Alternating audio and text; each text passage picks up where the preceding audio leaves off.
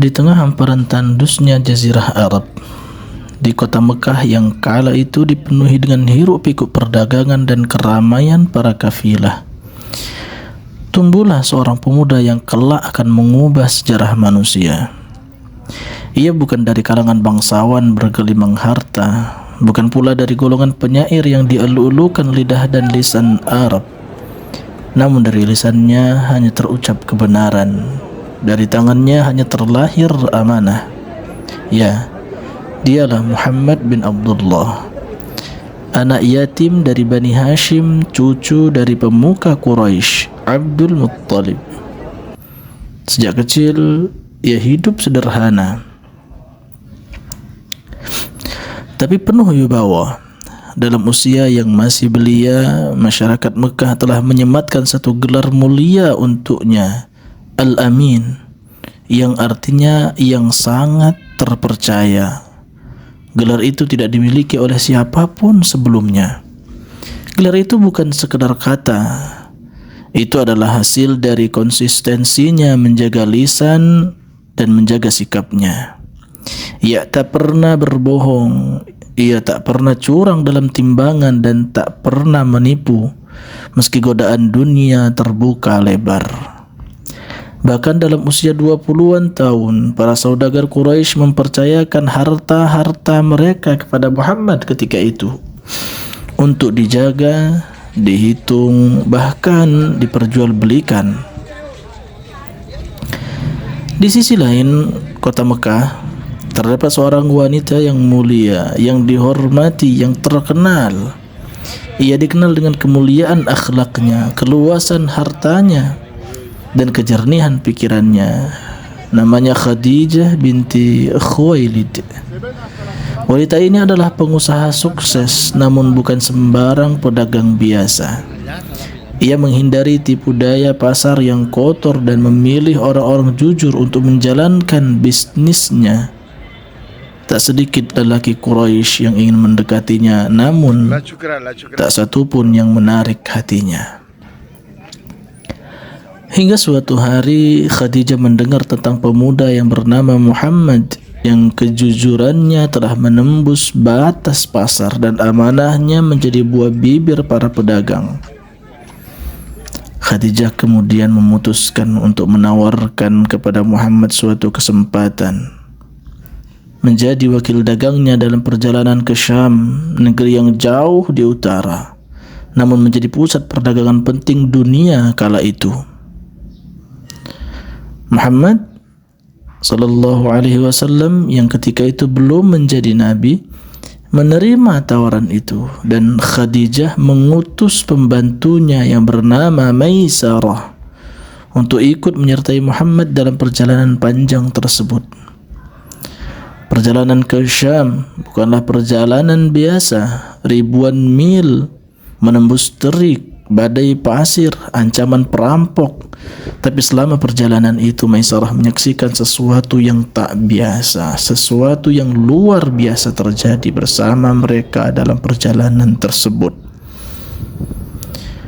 Muhammad tidak hanya jujur dalam berdagang, ia pun bersikap santun kepada semua orang, baik kepada rekan maupun kepada pelanggan. Ia tak pernah bersumpah palsu, tak pernah menjatuhkan pesaing, dan selalu menepati janjinya. Maisarah bahkan menceritakan kepada Khadijah bahwa setiap transaksi Muhammad senantiasa menyebut nama Allah dan selalu menjauhi segala bentuk tipu daya yang biasa dilakukan oleh para pedagang Arab kala itu. Dan tak hanya itu, Maisarah juga menyaksikan keberkahan yang menyertai dagangan Muhammad. Barang-barang yang dibawanya selalu laku dengan harga tinggi dan hasil keuntungan melebihi ekspedisi dagangan yang lainnya sebelumnya.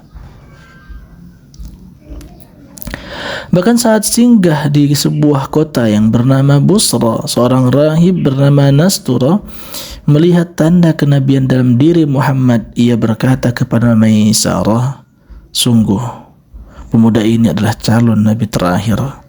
Aku melihat dua malaikat menaunginya dari terik matahari saat ia berada di bawah pohon itu." Saat rombongan dagang kembali ke Mekah, hati Khadijah mulai terguncang. Ia mendengar langsung dari Maisarah pembantunya tentang akhlak, tentang kejujuran dan keberkahan yang menyertai Muhammad. Belum pernah ia mendengar sosok seperti itu. Di benaknya, Muhammad bukan sekedar rekan dagang, tapi sosok mulia yang layak mendampingi hidupnya. Tak butuh waktu lama, Khadijah, wanita terhormat yang tak pernah melamar lelaki manapun, kemudian ia mengirimkan utusan untuk menyampaikan maksudnya kepada Muhammad. Ia ingin menikah dengannya. Muhammad yang kala itu berusia 25 tahun menyambut niat itu dengan penuh penghormatan. Ia pun berdiskusi dengan pamannya Abu Talib dan kemudian lamaran itu diterima olehnya. Maka berlangsunglah pernikahan yang agung, pernikahan seorang pemuda yang terhormat dan seorang perempuan yang begitu dihargai. Pernikahan antara dua insan yang mulia, Khadijah binti Khuwailid yang ketika itu berusia 40 tahun dan Muhammad bin Abdullah yang berusia 25 tahun. Khadijah memberikan mahar.